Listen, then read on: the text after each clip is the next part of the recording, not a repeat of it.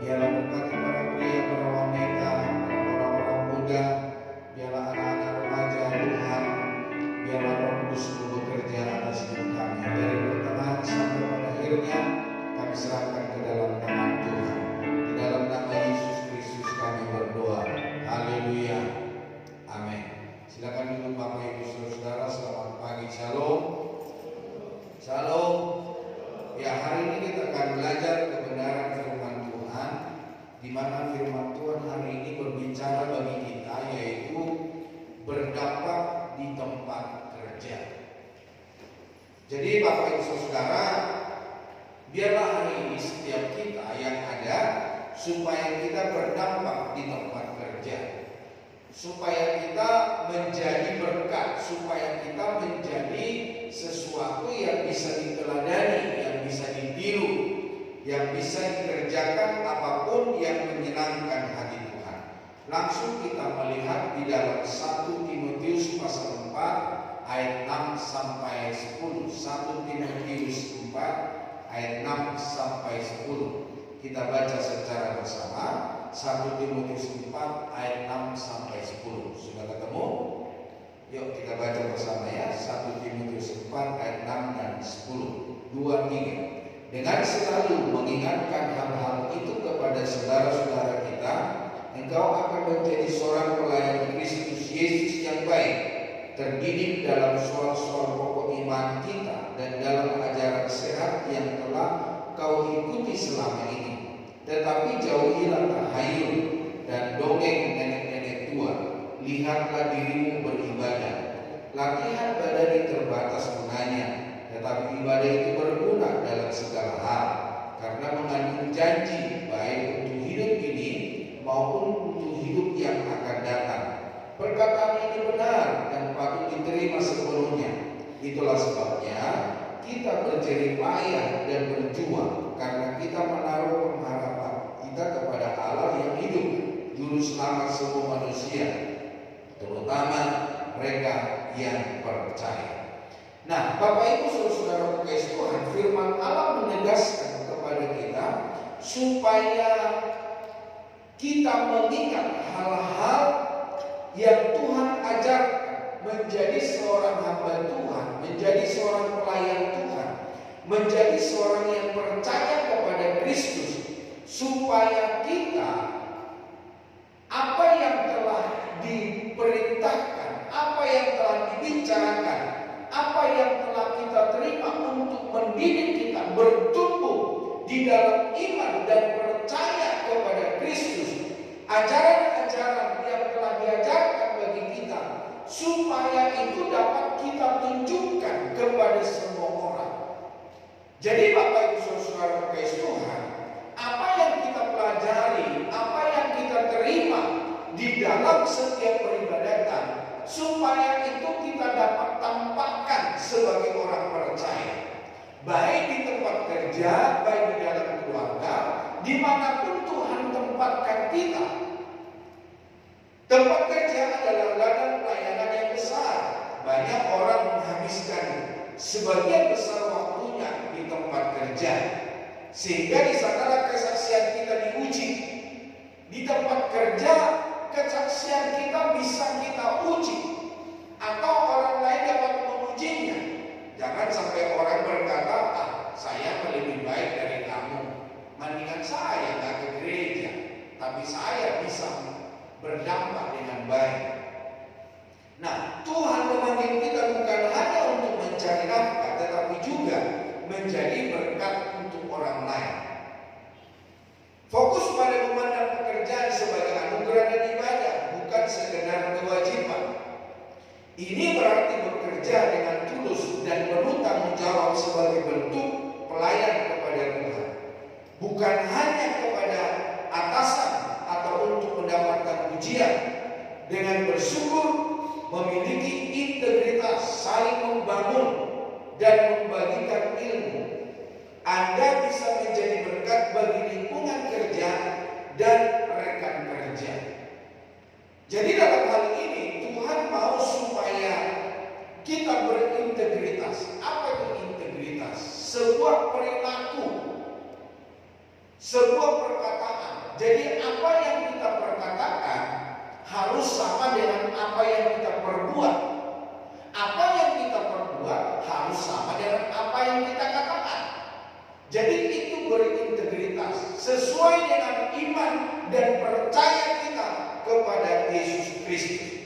Nah, kualitas kehidupan seseorang yang siap berdampak adalah yang pertama, jadikan pekerjaan sebagai ibadah dan pelayanan.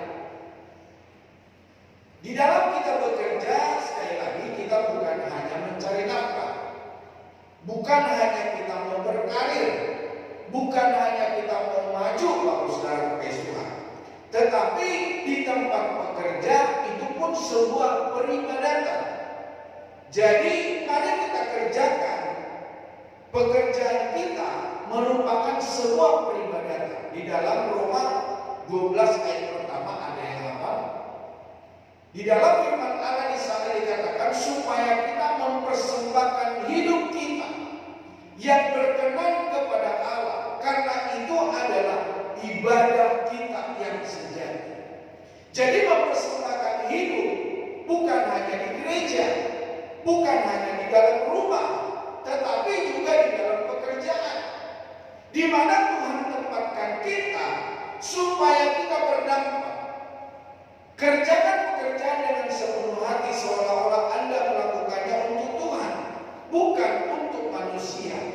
Di dalam Kolose 3 ayat 23, segala sesuatu yang kita kerjakan, mari kita kerjakan seperti untuk Tuhan. Jadi kalau kita bekerja seperti untuk Tuhan, di sana tidak ada tipu-tipu, di sana tidak ada dusta, saudara. Di sana tidak ada penyelewengan, di sana tidak ada perkataan mengeluh, tetapi semuanya dikerjakan. Aku bekerja seperti untuk Tuhan. Nah, kalau pendeta, khotbahnya adalah firman Tuhan. Hasil khotbahnya mengubah, memulihkan, membaharui, mempertobatkan seseorang. Bapak Ibu saudara yang ada di dalam pekerjaan, Bapak Ibu juga sedang berkhotbah. Kalau mimbar saya adalah kaca cakap ini, dan mimbar Bapak Ibu saudara adalah meja di mana Bapak Ibu bekerja. Apa yang Bapak Ibu khotbahkan? Pekerjaan tanggung jawab yang diberikan kepada Bapak Ibu saudara itu adalah khotbah Bapak Ibu saudara. Hasilnya ketika Bapak Ibu bekerja dengan baik, Bapak Ibu bekerja dan menghasilkan pekerjaan yang baik, itulah hasil khotbah Bapak saudara. Itulah sebabnya ketika bekerja jangan menunda-nunda. Ada orang yang menunda-nunda, sebentar, akhirnya Bapak Ibu saudara, pekerjaan yang satu itu tidak selesai. Yang kedua, miliki integritas dan dapat diandalkan. Lakukan apa yang Anda katakan dan berkata yang benar meskipun sulit. Tetaplah menepati waktu dan janji untuk membangun kepercayaan. Ketika ada sebuah kepercayaan diberikan kepada Bapak Ibu saudara, mari kita mengerjakannya dengan baik. Mari kita selesaikan dengan baik. Tunjukkan rasa syukur dan sikap positif. Bersyukurlah dalam segala keadaan, bahkan ketika ada hal yang tidak ideal. Di dalam firman Tuhan berkata, mengucap syukurlah dalam segala hal, karena itulah yang Tuhan inginkan di dalam kamu, di dalam Kristus Yesus. Nah, sikap bersyukur dapat menjadi sumber sukacita yang akan terlihat oleh rekan kerjaannya. Ada orang-orang ketika masuk dalam pekerjaan, bukan ucapan syukur yang diucapkan dari mulut bibirnya, tetapi apa yang diucapkan adalah persungutan, mengomel, mengata-ngatai orang, membuli orang, memperkatakan hal yang tidak baik tentang diri seseorang. Namun hari ini Bapak Ibu saudara kasih Tuhan, kiranya kita menunjukkan rasa syukur, rasa positif di dalam apa yang kita jalani di dalam satu hari. Nah, yang berikutnya, bangun komunitas yang saling mendukung. Berusaha hidup dalam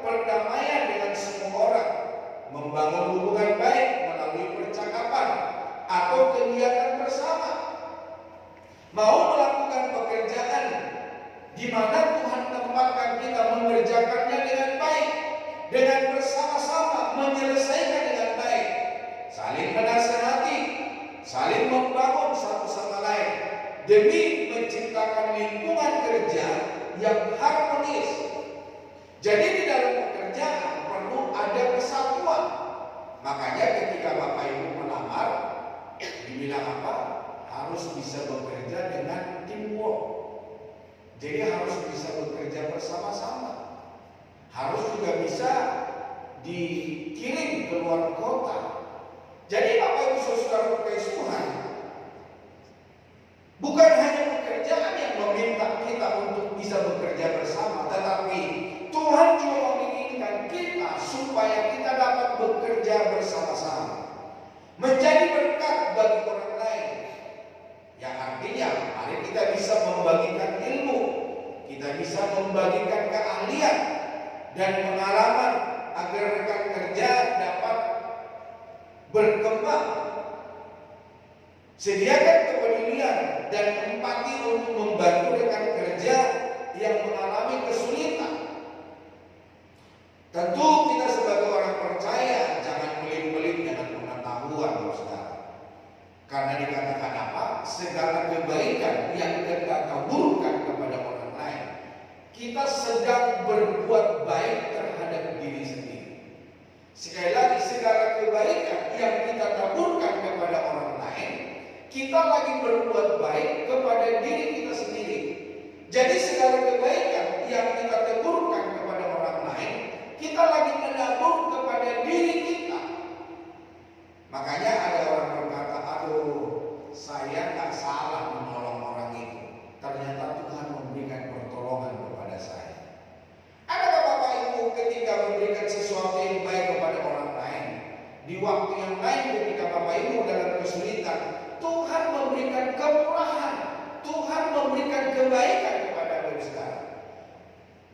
Jadi jelas bahwa segala kebaikan yang kita taburkan itu juga kebaikan yang kita perbuat untuk diri kita sendiri. Nah, hari ini Bapak Saudara terkasih Tuhan, bagaimana kita dapat menghidupinya di dalam setiap pekerjaan kita. Di dalam 1 Timotius 4 ayat 6 dikatakan, dengan selalu mengingatkan hal-hal itu kepada saudara-saudara kita, engkau akan menjadi seorang pelayan Kristus Yesus yang baik, terdidik dalam soal-soal pokok iman kita dan dalam ajaran sehat yang telah kau ikuti selama ini. Jadi ada di situ disebut ajaran yang sehat. Tentu ketika kita bekerja, mari kita memiliki ajaran yang sehat. Paulus mengingatkan Timotius untuk mengajarkan kebenaran yang sehat. Integritas ajaran akan mempengaruhi integritas hidup. Apa yang kita katakan, apa yang kita kerjakan, itu akan bisa mempengaruhi hidup. Hidup kita juga hidup orang lain. Yang artinya kita bisa menjadi pedoman, atau kita bisa menjadi seseorang menjadi teladan hidup. Suatu saat di dalam sebuah perusahaan akan terjadi memberangkatkan bosnya ke tempat lain. Nah, di dalam perpisahan itu dikatakan semua orang memberikan ucapan selamat dan si MC-nya memberikan waktu kepada ring 1, ring 2, ring 3 untuk berbicara apa yang mereka alami ketika mereka bekerja dengan atasannya. Semua orang memuji-muji, semua orang mengucapkan kata-kata yang baik, semua orang membicarakan apa yang si bos kerjakan, apa yang si bos utarakan ketika mereka bersama-sama bekerja. Namun Bapak Ibu Saudara terkasih Tuhan, si MC-nya nggak ketinggalan memberikan waktu kepada office boy. Apa yang dialami ketika si bos ini menjadi bosnya office boy? Namun dia berkata begini, Bapak Saudara, terima kasih bos. Ketika engkau di kantor, engkau telah menyapa aku. Engkau berkata selamat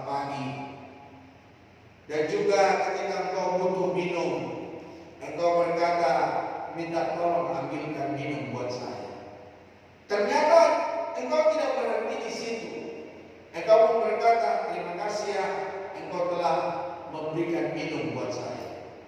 Ketika si bos mau makan, maka dia juga minta tolong office boy belikan makan, atau ambilkan makan, atau ambilkan sendok, atau ambilkan cuci tangan.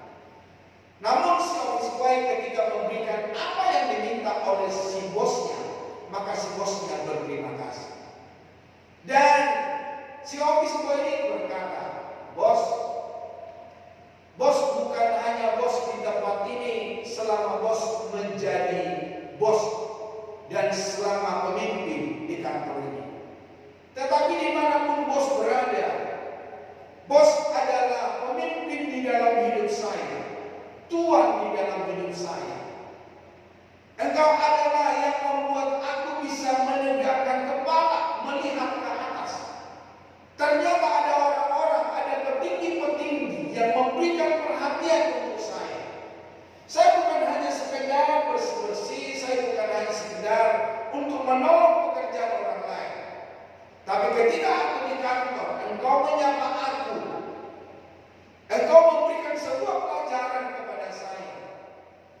Seorang bos bukan hanya seorang pemimpin dalam perusahaan, tetapi engkau pun memberikan teladan yang baik bagi saya. Bapak Ibu saudara-saudara kekasih Tuhan, hendaknya kita semua yang ada di tempat ini hari ini bukan hanya kita seorang pekerja biasa, tetapi biarlah kita menjadi teladan, biarlah kita menjadi sesuatu yang bisa ditiru. Ada sesuatu yang dipetik dari pekerjaan kita, dari segala sesuatu tindakan kita, bukan ditiru oleh karena apa yang salah di dalam pekerjaan atau perilaku kita, tapi biarlah mereka dapat meniru, meneladani apa yang kita perkatakan yang baik, yang membangun karakter orang, yang memberikan semangat untuk orang. Jangan sampai kita berkata-kata yang menjerumuskan, berkata-kata yang mematikan semangat, berkata-kata yang membunuh karakter orang. Tetapi biarlah kita sebagai orang-orang percaya, kita meneladani Kristus, memberikan yang terbaik bagi setiap orang yang ada di sekitar kita. Di dalam Titus 2 ayat yang ke-7, firman Tuhan berkata, dan jadikanlah dirimu sendiri suatu teladan dalam berbuat baik. Hendaklah engkau jujur dan bersungguh-sungguh dalam pengajaran. Jadi Bapak Ibu Saudara, apapun yang kita perbuat, apapun yang kita perkatakan, mari kita perbuat, mari kita perkatakan semua yang baik, semua yang memberkati, semua yang membangun, semua yang mengubah karakter, mempertobatkan orang. Jangan kompromi dengan nilai-nilai dunia yang bertentangan dengan firman Tuhan. Jadi Tuhan tidak mau kita kompromi dengan apa yang diteladankan orang, apa yang diperbuat oleh orang. Penting sekali untuk memiliki ajaran yang sehat, untuk selanjutnya hidup yang sesuai firman. Hal inilah yang akan menjadi teladan bagi orang lain di tempat kerja. Penting menjaga kesehatan fisik dalam rohani. Bagaimana supaya rohani kita menjadi berkat bagi orang lain? Mari kita jaga. Kita jangan dipengaruhi oleh rohani-rohani yang rusak, yang dipertontonkan oleh orang lain. Karena keduanya saling berkaitan untuk hidup yang lebih baik, produktif, dan sesuai dengan tuntunan spiritual. Ajaran sehat menekankan pola hidup yang menyehatkan, seperti makan bergizi, berolahraga, dan tidur cukup, serta menjauhkan diri dari kebiasaan buruk. Selain itu, ajaran sehat juga mencakup kesehatan batin, seperti menerima firman Tuhan yang benar, meskipun kadang terasa sulit, karena hal itu dapat membantu pertumbuhan iman dan menjauhkan diri dari kesesatan. Makanya Bapak Saudara kekasih Tuhan, visi misi gereja kita adalah memberitakan firman Tuhan yang benar. Jadi setiap kali firman Tuhan diberitakan sesuai dengan Alkitab, sesuai dengan firman Tuhan, Nah, ajaran sehat yang disebut dengan ada di sana kesehatan jasmani. Tidak mungkin seseorang, kalau saudara, menerima ajaran sehat kalau jasmaninya lagi sakit. Dia tidak akan bisa bertumbuh dengan baik. Dia akan memikirkan kesehatannya. Tetapi tidak semua orang. Ada orang-orang yang ketika dia sakit, dia memberikan semangat. Dia berdoa untuk orang lain. Dia berdoa untuk orang yang mendatangi dia. Jadi Bapak Ibu Saudara, perlu ada kesehatan jasmani. Tubuh sebagai anugerah. Dalam beberapa ajaran agama, tubuh manusia dianggap sebagai tempat ibadah atau bait suci yang harus dijaga dengan baik. Sekali lagi, masih ingat, persembahkanlah tubuh menjadi persembahan yang baik, karena itulah yang berkenan kepada Tuhan. Melakukan kebaikan, melakukan kebenaran, melakukan kehendak Tuhan. Tuntunan dan peringatan Tuhan memberikan petunjuk tentang kesehatan seperti dalam kata-kata bijaksana atau ajaran serupa yang berfungsi sebagai panduan untuk menjaga diri dari hal-hal berbahaya. Kebiasaan sehat, mengadopsi gaya hidup sehat seperti makan makanan bergizi, berolahraga teratur, tidur teratur, bagian penting dari menjaga kesehatan jasmani. Kalau jasmani kita sehat, maka rohani kita pun akan ikut sehat. Kalau rohani kita sehat, maka apa yang kita kerjakan, apa yang kita perkatakan, itu juga akan sehat. Jadi jangan meremehkan kesehatan jasmani. Kesehatan rohani lebih utama. Kesehatan rohani seringkali dianggap lebih penting daripada kesehatan fisik, karena mempengaruhi kemampuan kita untuk menerima bimbingan ilahi dan melayani sesama. Kesehatan rohani, terima kebenaran dengan baik. Ajaran sehat kadang terasa pahit seperti obat yang harus ditelan, karena isinya bisa berisi teguran keras tentang dosa atau hal-hal yang tidak menyenangkan. Namun hal ini penting untuk pertumbuhan iman agar tidak mudah goyah. Mengajari kita untuk kita serupa sesuai dengan kehendak Tuhan. Untuk kesehatan rohani, kita juga perlu yang namanya tanggung jawab. Menjaga kesehatan rohani adalah tantangan, terutama di tengah pengaruh buruk dunia yang bisa menular secara moral. Ya, seperti beberapa waktu yang lalu di sosial media, karena kepala sekolah marah terhadap seorang anak yang lagi merokok di lingkungan sekolah. Dia marah, dia pukul. Dan Bapak Ibu Saudara, yang akhirnya 600 lebih anak mogok tidak mau belajar. Dan dalam berita itu, kepala sekolah itu dinonaktifkan. Jadi Bapak Ibu Saudara kasih Tuhan, kesehatan rohani itu penting dalam menghadapi tantangan. Nah, Bapak Ibu Saudara kasih Tuhan, dalam kesehatan rohani penting motivasi yang benar. Ajaran sehat memiliki motivasi yang tulus dan tidak manipulatif, serta bertujuan mengarahkan kita pada kebenaran, bukan kebinasaan. Motivasi kita ketika kita bekerja apa? Motivasi kita ketika kita berbicara untuk apa? Motivasi kita melakukan apa yang menjadi tanggung jawab kita di dalam kantor. Jadi Bapak Ibu Saudara kasih Tuhan, perlu ada motivasi yang benar. Ya, saya di kantor, saya bisa mencari nafkah, saya bisa mencari ilmu, saya bisa mencari keberuntungan untuk kebutuhan rumah tangga. Jadi bukan sesuatu yang salah dan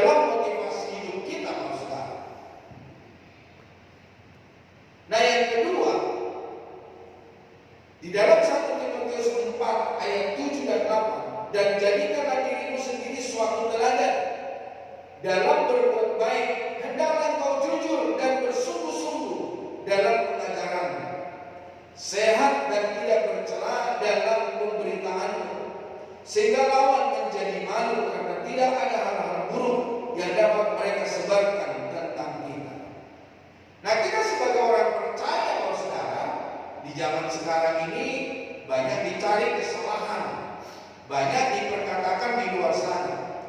Tetapi kalau kita memiliki ajaran sehat, ibadah kita giat, ibadah kita baik-baik saja, tentu tidak ada sesuatu pun yang dapat dicari. Kesalahan apapun tidak ada yang dapat mereka dapatkan. Dan kita menjadi berkat bagi banyak orang. Latihan jasmani memang penting, tetapi latihan rohani lebih bermanfaat untuk hidup sekarang dan yang akan datang. Jadi ketika kita berlatih mendidik atau mengajari tubuh kita yang sesuai dengan peribadatan kita kepada Kristus, maka itu sangat penting untuk masa yang akan datang. Berdasarkan ajaran Kristen, renungan ibadah yang giat memiliki beberapa poin penting. Poin yang pertama, keteguhan dalam iman. Rasul Paulus mengajarkan jemaat untuk tetap teguh, jangan goyah, dan giat selalu dalam pekerjaan Tuhan. Karena dalam persekutuan dengannya, jerih payah tidak akan sia-sia. Ini menjadi dasar bahwa ketekunan dalam beribadah dan melayani Tuhan akan membawa berkat. Kita bertekun beribadah, maka di situ kita akan diajari apa yang Tuhan inginkan, apa yang Tuhan mau dan kita kerjakan di dalam hidup kita. Bekerja bisa mencari untung, tetapi bekerja kita bisa menjadi inspirasi untuk orang lain. Bekerja kita bisa mencari nafkah, tetapi lewat apa yang kita kerjakan orang dapat menirunya. Bahkan ada orang-orang yang mengenal Kristus oleh karakter, oleh pribadi seseorang. Tentu kita tahu Yusuf, orang tua Yesus. Kenapa Yusuf dipilih menjadi bapak daripada Yesus? Bukan karena ketenarannya, bukan karena apa yang dikerjakannya. Seorang tukang kayu, apa yang tenar dari hal itu, saudara? Tetapi saya melihat ada sebuah karakter baik yang ada di dalam Yusuf. Ketika Yusuf tahu bahwa istrinya telah mengandung dan apa yang dikandung bukan hasil dari apa yang dia kerjakan sendiri, tetapi Roh Kudus bekerja kepada dia dan berkata, Yusuf, istrimu itu mengandung dari Roh Kudus, jangan ceraikan dia. Nah, apa yang dikerjakan oleh Yusuf? Yusuf tidak menceraikan Maria. Bahkan Bapak Ibu Saudara, dia tidak melakukan hubungan badan sampai Yesus itu lahir.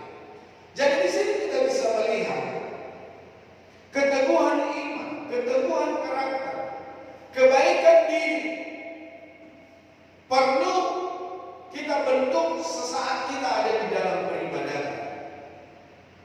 Nah, berdasarkan ajaran Kristen yang berikutnya, ibadah berlandaskan pengertian benar.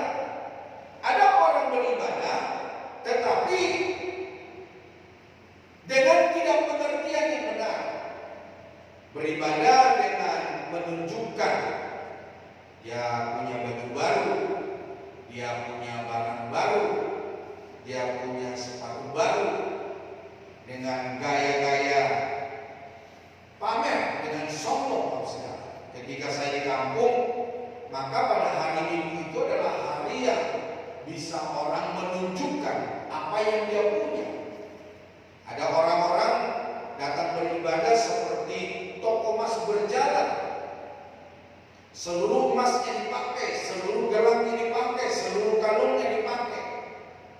Bapak Ibu Saudara, peribadatan bukan seperti itu, Bapak Saudara.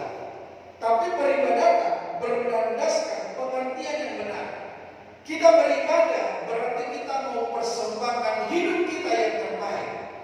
Kita mau persembahkan apa yang ada di dalam hidup kita. Iman kita, pengharapan kita, kesetiaan kita, kesungguhan kita kepada Tuhan. Giat beribadah tanpa pemahaman yang benar akan sia-sia. Pemahaman yang benar tentang Tuhan dan kebenarannya akan membuat setiap perbuatan berkenan di mata Tuhan.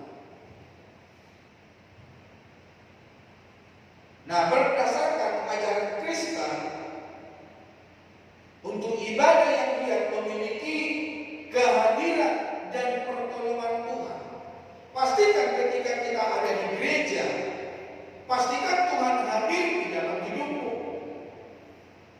Kita merasakan Tuhan bukan karena orang lain. Kita berjumpa dengan Tuhan bukan karena ada musiknya.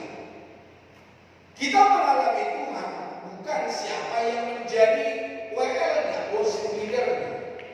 Tetapi perjumpaan dengan Tuhan, kehadiran Tuhan adalah pribadi dengan pribadi dengan Tuhan.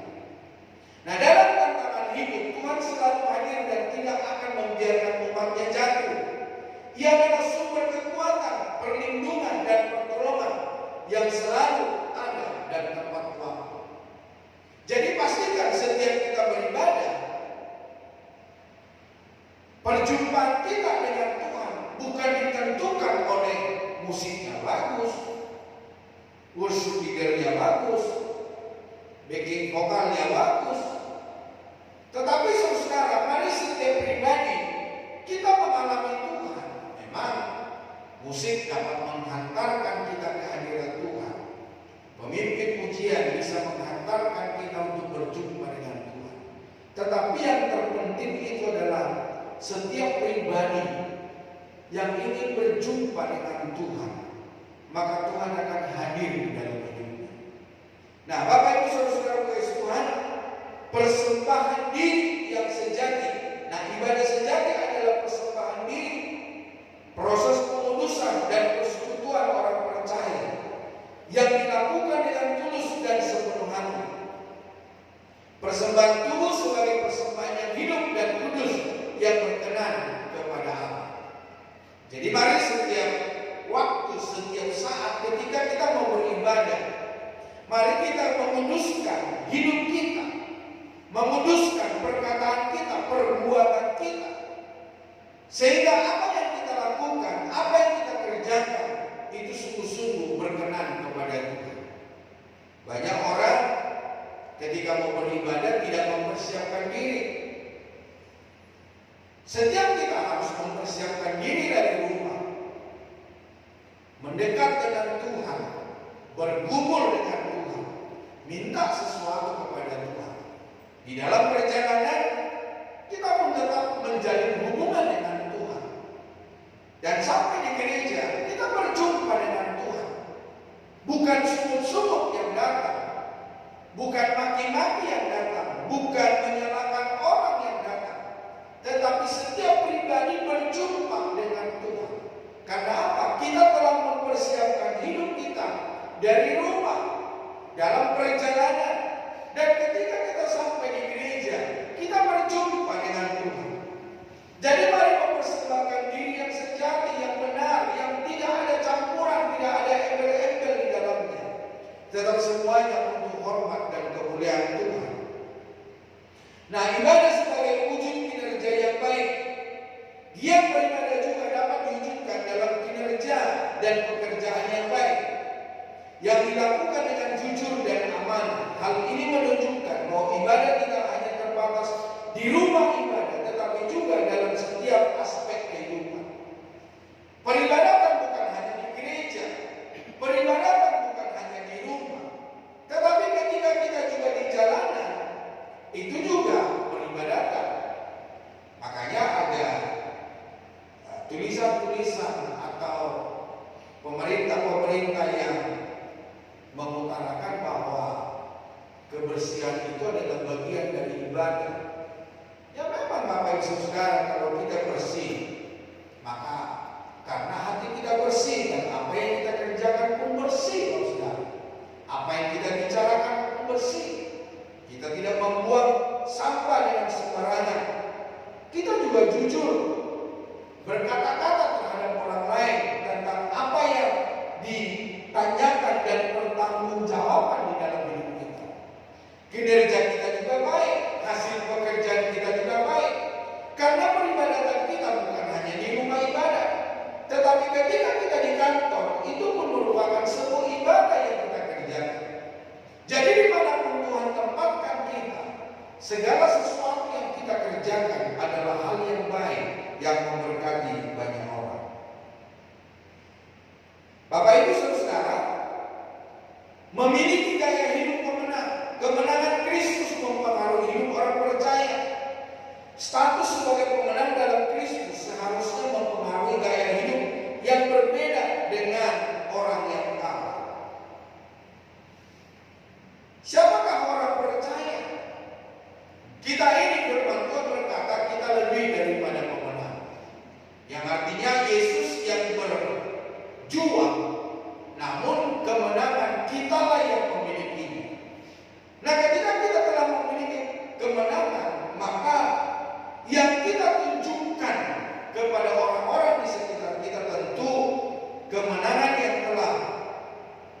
digumuli atau diperjuangkan oleh Kristus.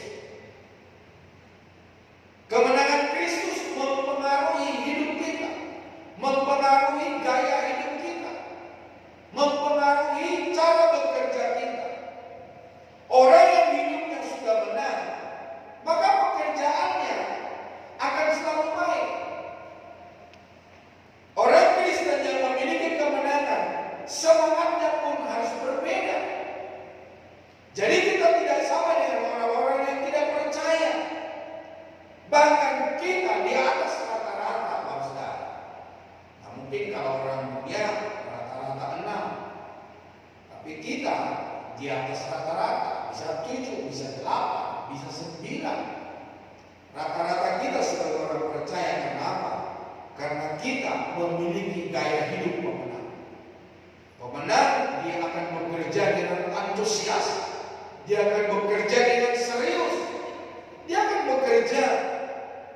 Apa yang dikerjakan, dia bisa raih dan mendatangkan kebaikan. Nah, lewat khotbah ini mendorong orang percaya untuk beribadah dan melayani Tuhan dengan hati yang tulus dan semangat yang menyala, karena setiap jeripaya tidak akan sia-sia dan akan mendatangkan berkat baik di dunia maupun dalam kekekalan. Mereka yang giat, Bapak Ibu Saudara, akan menunjukkan sikap hidup rajin, membangun kebiasaan rohani seperti berdoa, baca firman Tuhan, melayani Tuhan, memberikan yang terbaik dari hidupnya. Ketekunan rohani akan tampak dalam sikap dan perilaku. Bahkan ketika dalam menghadapi tekanan di dalam pekerjaan, dia akan menunjukkan sikap yang baik, perilaku yang baik, sekalipun suasana tidak baik. Yang ketiga, Saudara, bekerja keras.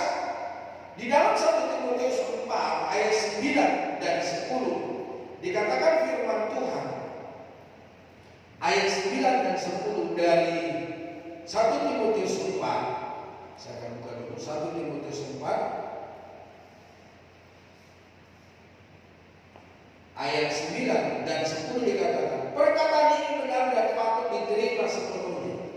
Itulah sebabnya kita berjerih payah dan berjuang, karena kita menaruh pengharapan kita kepada Allah yang hidup, juru selamat semua manusia, terutama mereka yang percaya. Jadi Bapak Ibu Saudara kekasih Tuhan, orang yang percaya harus dikenal sebagai pekerja yang tekun, dapat diandalkan.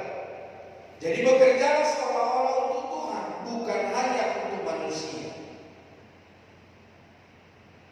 Ya, apa yang kita kerjakan semuanya untuk Tuhan. Apa yang kita lakukan semuanya menyenangkan hati Tuhan. Nah, pekerja keras, maka dia akan memiliki yang namanya cara menikmati kerja keras. Setiap orang hendaknya makan dan minum serta menikmati hal baik untuk semua pekerjaan kerasnya. Itu pun pemberian Allah di dalam Pengkhotbah 3 ayat 13. Ketika kita bisa makan, ketika kita bisa minum, itu oleh karena anugerah Tuhan. Karena Allah ingin agar kita menikmati pekerjaan, Dia tentu memberitahu caranya. Allah memberikannya melalui firman-Nya. Alkitab berkata, perhatikan nasihat-nasihat Alkitab tentang caranya merasa puas dalam bekerja. Tuhan mau supaya kita dapat menikmati kerja keras kita. Jangan sampai Bapak Ibu Saudara, pekerjaan yang kita kerjakan begitu dengan sia-sia. Itulah sebabnya jaga kesehatan, jaga lingkungan sehingga kita memperoleh kesehatan di dalamnya. Yang berikutnya, miliki pandangan positif. Tidak soal pekerjaan. Anda menguras tenaga, pikiran atau dua-duanya. Segala macam jerihlah ada untungnya. Di dalam Amsal 14 ayat yang ke-23. Amsal 14 ayat yang ke-23 dikatakan firman Tuhan, dalam tiap jerih payah ada keuntungan, tetapi kata-kata belaka mendatangkan kekurangan saja. Nah, apa untungnya? Dengan kerja keras, kebutuhan materi kita akan tercukupi. Memang Allah berjanji untuk memenuhi kebutuhan orang-orang yang beribadah kepadanya dengan tulus. Ya, sedemikian halnya dengan Injil Matius pasal 6 ayat 31 dikatakan apa? Carilah dahulu kerajaan Allah dan kebenarannya, maka semuanya akan ditambahkan kepadamu. Tetapi Dia tetap ingin kita melakukan tanggung jawab kita, yaitu mencari nafkah dengan rajin dan jujur.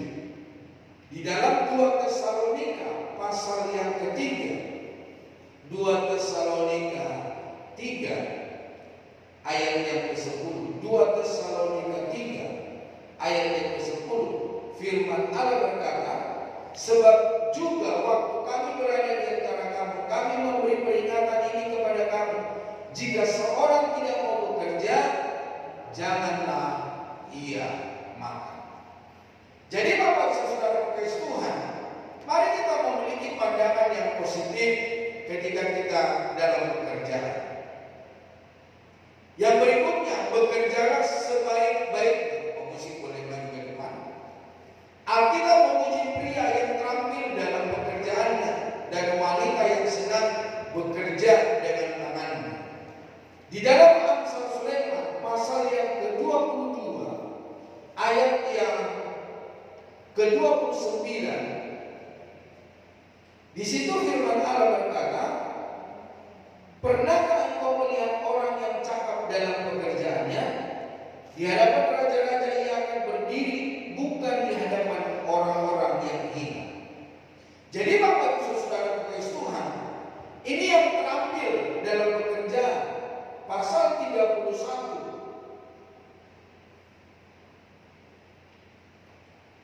Pasal 31 ayat yang ke-13. Ia mencari bulu domba dan kami dan senang bekerja dengan tangannya. Jadi ada sebuah pujian untuk para pria, ada sebuah pujian untuk para wanita. Kenapa? Orang-orang ini disanjung oleh firman Tuhan. Karena mereka bekerja di tempat kerjanya dengan baik-baik, dengan meraih segala apa yang mereka rindukan, dan lebih daripada apa yang diharapkan mereka dapat kerjakan di dalam hidupnya. Nah, pekerja keras, pikirkanlah manfaatnya bagi orang lain.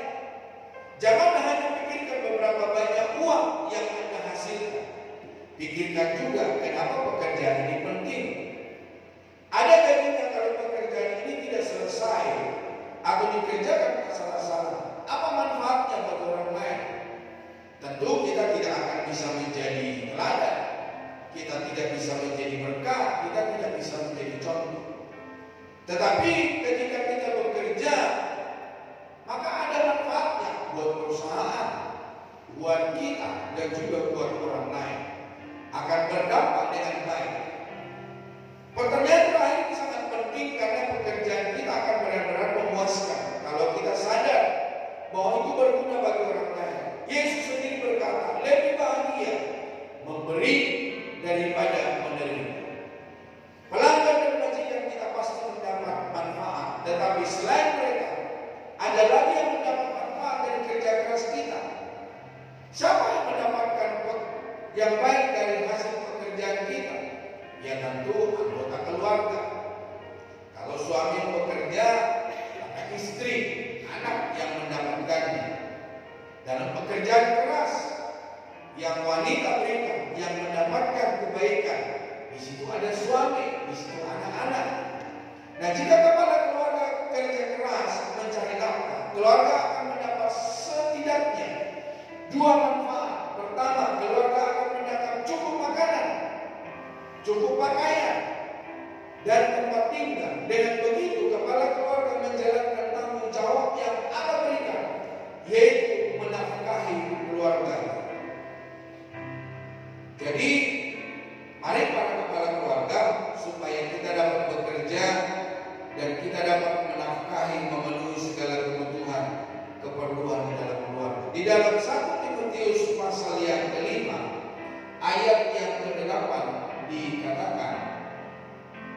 Tetapi jika ada seorang yang tidak memelihara sanak saudaranya, apalagi seisi rumahnya, orang itu murtad dan lebih buruk dari orang yang tidak beriman. Jadi pastikan setiap kita yang hadir hari ini, kita memiliki sebuah pekerjaan. Kita bertanggung jawab atas keluarga kita. Dan firman Allah berkata, setiap orang yang tidak memenuhi segala kebutuhan keluarganya, orang itu lebih buruk daripada orang yang murtad, orang yang meninggalkan Tuhan. Yang kedua, kepala keluarga yang rajin akan menjadi teladan dalam pekerjaan keras. Jadi kepala keluarga yang bekerja keras akan bermanfaat buat keluarga, makanan, pakaian, dan tempat tinggal. Dan juga dalam pekerja keras yang dilakukannya, maka dia akan memberikan dampak. Dia akan menjadi teladan di dalam kerja keras yang dilakukan. Bagi siapa lagi manfaat yang dikerjakan oleh kepala keluarga? Orang yang kekurangan. Rasul Paulus menasihati orang Kristen untuk kerja keras agar dapat memiliki sesuatu untuk dibagikan kepada orang yang membutuhkan. Nah, di dalam Efesus pasal yang keempat, saya akan buka dulu Efesus pasal yang keempat, ayat yang ke-28, firman Allah berkata, orang yang mencuri, janganlah ia mencuri lagi, tetapi baiklah ia bekerja keras dan melakukan pekerjaan yang baik dengan tangannya sendiri, supaya ia dapat membagikan sesuatu kepada orang yang berkekurangan. Jadi ketika seseorang bekerja keras, dampaknya bukan hanya keluarga, tetapi dampaknya juga untuk orang yang berkekurangan. Jika kita kerja keras untuk membiayai diri dan keluarga, kita juga akan bisa membantu orang-orang yang kekurangan. Dan dengan memberi, kita pun akan berbahagia. Kita bisa membantu keluarga, kita bisa membantu pekerjaan Tuhan, kita bisa membantu hamba-hamba Tuhan, kita bisa membantu penginjilan, pelayanan pekerjaan Tuhan. Jadi ada banyak hal yang bisa kita kerjakan ketika kita bekerja keras dan ketika kita menghasilkan. Yang berikutnya, berbuatlah lebih daripada yang diminta. Dalam khotbah di gunung yang terkenal itu, Yesus berkata, jika seorang yang mempunyai wewenang memaksamu untuk menjalankan tugas sejauh 1 mil, pergilah bersamanya 2 mil. Jadi ketika kita bekerja, jangan hanya cukup tanggung jawab yang diberikan. Ada orang ketika diberikan tanggung jawab lain dan dia berkata, oh itu bukan pekerjaan saya. Tetapi orang-orang percaya, orang-orang Kristen tentu tidak akan menolaknya.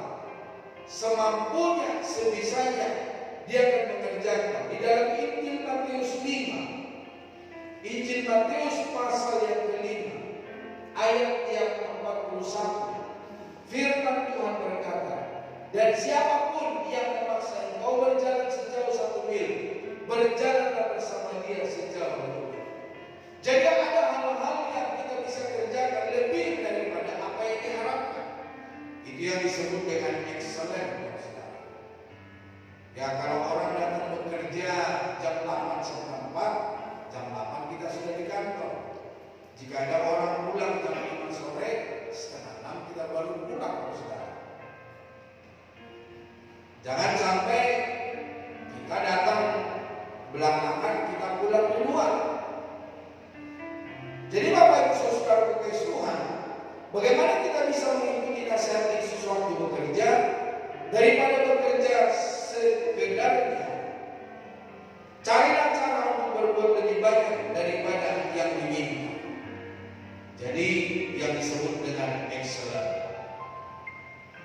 Bekerja dengan seimbang. Kerja keras itu bagus, tapi kita perlu ingat, hidup itu bukan hanya untuk kerja. Memang kita melanjutkan agar kita rajin.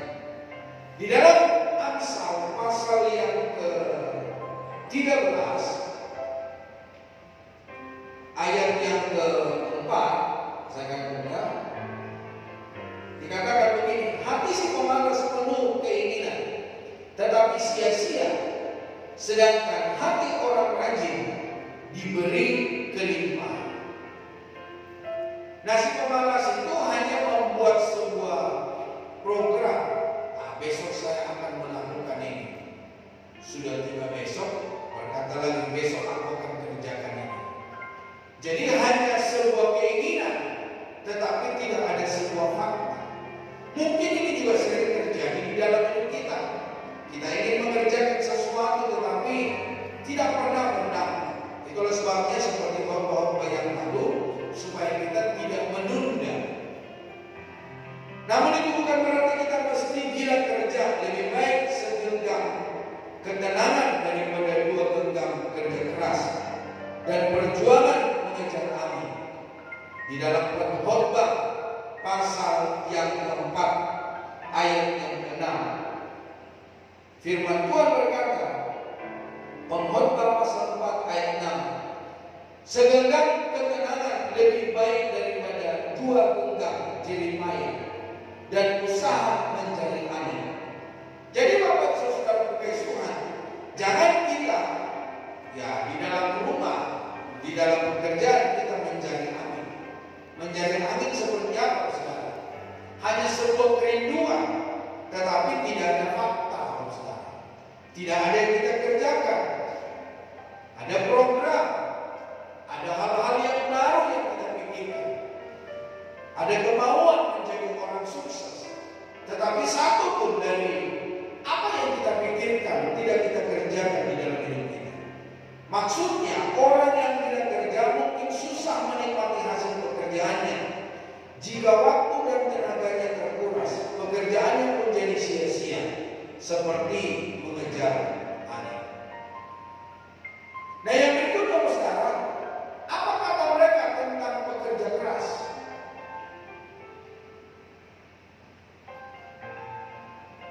Saya memang capek pas pulang kerja, tetapi saya puas dan senang karena saya sudah benar-benar kerja. Itu adalah perkataan Nick. Sedangkan Christian berkata, kerja keras adalah cara kerja terbaik. Kalau memang mau kerja, kerjalah dengan sungguh-sungguh. David berkata, tubuh manusia itu karunia yang luar biasa. Untuk mensyukurinya, saya kerja keras dan bantu orang lain. Kiranya hari ini, saudara, kita juga memiliki sebuah kerinduan supaya kita menjadi seorang pekerja keras yang menghasilkan hasil yang baik, yang menguntungkan keluarga, yang menguntungkan orang-orang yang berkekurangan, yang menguntungkan pekerjaan Tuhan, yang menguntungkan pemberita-pemberita Injil, dan lewat hidup kita nama Tuhan dipermuliakan. Kerja keras kita adalah kesaksian yang menunjukkan iman kita yang nyata. Orang lain akan melihat Kristus melalui cara kita bekerja dengan sungguh-sungguh. Biarlah apa yang kita lakukan, mari kita kerjakan dengan baik. Mari kita kerjakan dengan sungguh-sungguh sampai hasilnya pun memberkati rumah tangga, memberkati lingkungan, memberkati gereja, dan dimanapun kita berada, nama Tuhan dipermuliakan. Amin. Tuhan Yesus memberkati. Mari kita sama